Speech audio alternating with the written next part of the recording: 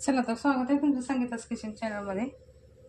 आज करत आहोत आपण पातळ कडक भाकरी। ह्याच्यामध्ये टाकणार आहोत गरम पाण्याचं मोहन।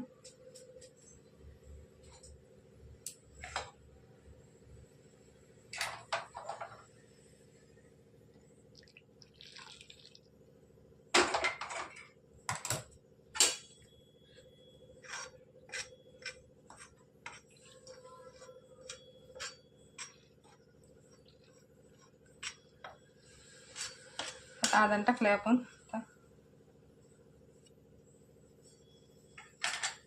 मळून घेणार आहोत मस्तपैकी।